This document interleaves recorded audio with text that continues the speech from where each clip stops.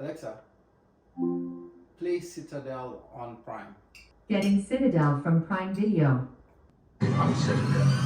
For a century you lot thought you were creating a new order, but spies cannot be saints. Alexa, You're seeing things that aren't there, Mason. I know she's your pause. friend, but if anyone gets their hands on the Oski, Alexa, play. any chance of holding the bay, any chance of keeping that power in check is gone. Hey guys, and welcome back to the channel. My name is Ty and this is Ty Out of Space. In today's video, I'll be talking and reviewing the all-new Amazon Fire TV Omni series. Now this is the 55-inch TV. However, you can get this in 50, 55, 65, and even 75-inch TV. This is the Omni series. Amazon does offer, other product lines for their Fire TV as well. You have the 4 series as well as the 2 series. The 4 series would allow you go down to 43-inch display size. However, you're going to lose one main feature that the 55-inch TV offers. That's basically what makes this TV the flag bearer of the entire, Fire TV line, and that's the fact that this guy actually comes with a QLED panel. QLED panel used to be a premium luxury paneling that you see in high-end TVs back in the days. I remember when Samsung was, they're talking about the quantum dots display and how it was fantastic and amazing. Now we can get it on this budget-friendly TV because this TV only cost me about 850 Canadian dollar.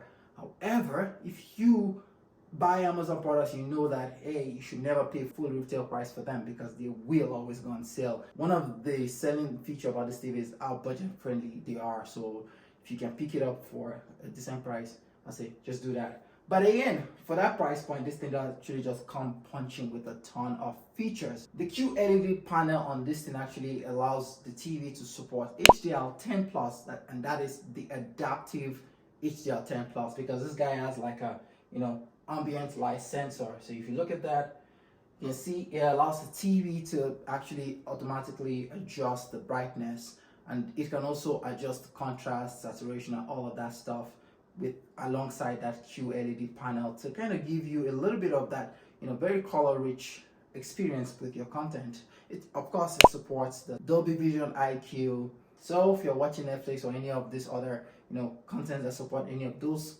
video formats, then you can sort of get somewhat of a good quality experience on this TV. Another feature that's brand new to this TV this year is something Amazon calls the ambient experience. And to me, I can relate that ambience experience to something like the Samsung Frame TV. The TV that looks like a painting when you're not in use, and then you can actually use it to watch content when you actually need it to act as a TV. Yes. So looking at this TV right here, you can see that you can have it display, paintings, pictures, photos, whatever you want. You can have it display on the TV, and with the ambient mode, when there's nothing happening around it, the living room, it would actually just switch into this mode. But down here, Amazon has also done something different. They've done something called the widgets. So you can actually have different types of widgets in here. So you can download them from the store and add them in here. So you have like the smart home widget, which you can use for your, most used smart home features, right? Doorbells, door locks, bulbs, all that kind of stuff. And you can also have, things like reminders, temperatures, music, different kind of things, the different widget options that are available as part of this old ambient experience mode. This mode, I think it's a pretty cool, nice feature that the TV has tossed in there to make it useful even when it's not being used as a TV. From a mounting perspective, I did end up having to mount this TV on the wall. I personally don't like to have TVs staying on the ground. I prefer my TVs on the wall and kind of off the ground.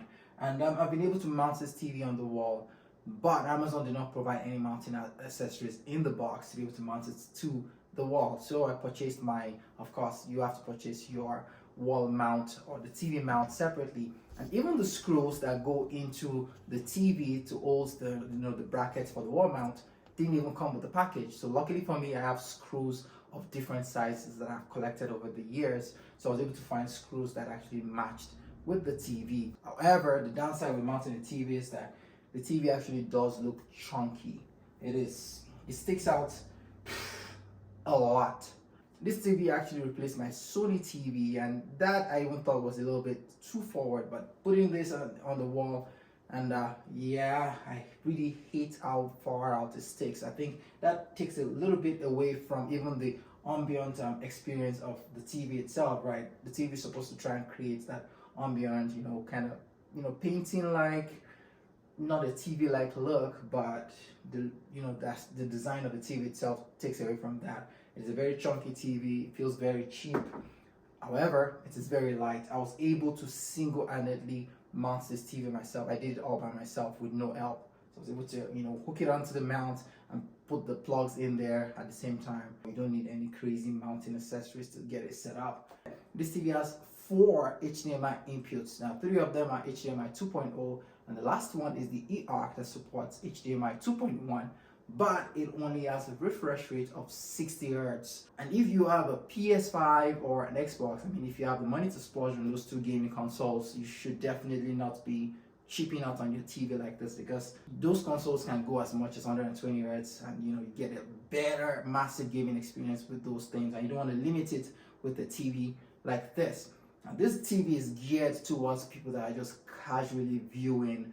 This TV I would consider for my garage, somewhere where I want something that's just in the background to watch TV, while I get some work done. Again, the QLED used to be premium feature back in the day, so I guess it's somewhat of a premium quality feature, but it's 2023 and that's not premium anymore. OLED is the new premium feature right now when it comes to content and display. The QLED TV actually has 80 zones with full dimming. It is not all that bad, but it's also not the greatest. From a display perspective, this TV is supposed to perform better, especially with this QLED. So essentially it's supposed to be able to be much more brighter, so you can use it in even much well-lit rooms. I have a massive window in my living room and my TV is across from the window. And during the daytime, I find this TV almost impossible to watch. I get so much glares and so much reflection on the TV, and it takes so much away from that viewing experience that I end up having to close my blinds and kind of turn off all the source of light coming in. I might be asking a little bit too much from this TV, but again, I have to scrutinize the TV. And yeah, those are my experiences with the viewing experience on the TV. Now, talking about the smart component of this TV, because again, smart, convenient, yeah, the smart of this thing is actually, it's baked in with Amazon Lady A. You have access to the full voice assistance features. On this guy, you can actually, pause, play, skip. You can actually, find TV shows or movies or open up a particular app. It actually supports, Plex, Netflix, Disney Plus, all our favorite streaming platforms. I've kind of stayed away from Netflix for now because of the whole password sharing thing. But again, it works fantastic with Amazon Prime during my testing. But then again, by when I mean fantastic, it is not 100%, because with any technology, never expect 100% performance out of them. For me, my expectation for any technology is about 75%. If it touches 75%, I give it a pass mark, because again, it's technology, it will always be full of glitch and it's never going to be 100%. So this guy actually touches about 75% of that, because most of the time it does respond. The other 15 to 25% of the time, it can be frustrating, and I really just want to pull my hair out. But Alexa, Alexa, Alexa, are you serious? Alexa, Alexa, Alexa. Okay, I guess. Okay, Alexa, lock main door 1. Alexa, lock main door 1. Locking. Hang on. Alexa, play. Moving your screen from Amazon Music. It looks like I'm having trouble moving. Alexa, play. Moving your screen from Amazon Music. It looks like I'm having trouble moving.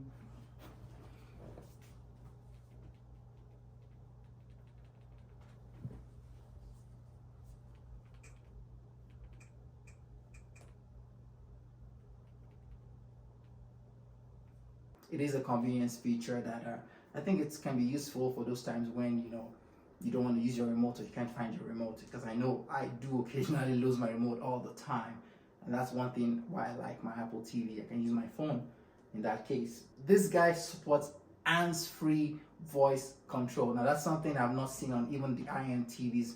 The IM TVs always usually require you pushing the button to activate the wake word. With this guy, you can just say the wake word and get it to do whatever you need to do. So that's quite it's quite nice, and I wish more TVs can kind of implement that feature. But then again, it's actually a double-edged sword, because you tend to get the TV going off on its own randomly when you're talking and it thinks you actually said the wake word. Did he know? Someone is at the front door. Should we bring her back from Farmington? I'm sure she's happy for the time off. Maximize camera. How do you think's a great spy? Has to be a Okay. great liar. Wait. Unlock the main door. What's your voice code for main door 1? 1, 2, 3, 4. Unlocking. Hang on.